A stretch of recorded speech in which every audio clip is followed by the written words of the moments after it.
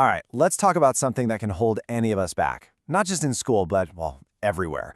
We're talking about self-confidence. And I'm going to show you why building it up is one of the most powerful things you can ever do for yourself. So, let's just dive right in with a question. And be honest, have you ever felt this? You're sitting in class, the teacher asks something, and you just freeze. Does that sound familiar? That feeling, that fear of speaking up? Yeah, that's exactly what we're getting into today. You know, the craziest part is that you often know the answer. It's right there on the tip of your tongue. But then this little voice pops into your head, right? What if I'm wrong? What will people think? That hesitation, that tiny moment of doubt. It's super common, and it all boils down to confidence. So, if we're going to build this thing, we first have to know what it really is. Let's break down what self-confidence actually means. When you really boil it down, it's actually pretty simple. Self-confidence just means you believe in yourself. It's not about being loud or arrogant. It's more of a quiet, solid trust in your own abilities. Now, this is so important to understand. We think confidence means being perfect, but it's actually the total opposite. Real confidence is having the freedom to try something, even when you know you might mess up, and being okay with that. You start to see mistakes not as some big disaster, but just as a chance to learn something. So, what does this actually look like in a classroom? Well, a confident student is an engaged one. They're not afraid to talk to their friends or their teachers. They're the one who will put their hand up and say, "Hey, I don't get this. Can you explain it again?" And they'll volunteer to try things out. It's all about participating without that constant fear of judgment.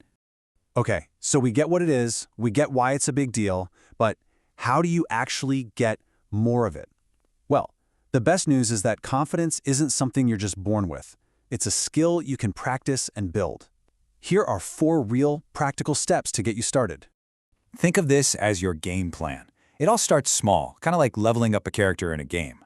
Step 1, just ask a question. That's it. It takes a little courage, but it's a huge first step. Step 2, volunteer for something low stakes, like reading a short paragraph out loud. Every time you do something like this, you get a small win and your confidence grows. Step 3, practice making small talk. Seriously, just chatting with friends builds that social muscle. And finally, step 4, for the big moments like a presentation, you prepare, you practice, because practice builds competence, and competence is really the foundation of genuine confidence. So why go through all this trouble? What's the real payoff here? Trust me, it's about so much more than just raising your hand in class. Let's look at why this is such a game changer. First things first, confidence unlocks your voice. Every single one of us has unique ideas and a perspective that no one else has. But without confidence, those amazing thoughts just stay trapped in your head. Confidence is the key that lets them out so you can actually contribute to the conversation. And get this, it actually makes you learn better. It's like this awesome feedback loop. When you're brave enough to share an idea or explain something, you're essentially teaching it. And there is no better way to lock information into your own brain than trying to teach it to someone else. It's so powerful. You learn by sharing. But here's the absolute best part. Confidence is a transferable skill. The courage you build speaking up in a classroom doesn't just stay there. It's the same courage you'll use to ask for a raise one day, or to start a new hobby, or to stand up for what you believe in. It's like a master key that unlocks your potential and everything you do. So, where do we go from here? What's the takeaway? It really just boils down to a shift in your mindset and a promise to yourself to take those small, brave steps one at a time. So let's boil it all down to a simple message you can repeat to yourself. First, believe in you, and start seeing mistakes as lessons, not failures. Second, be brave.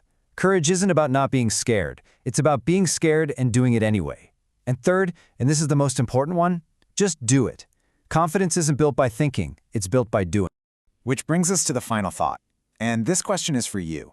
This isn't just some interesting idea. It's a call to action.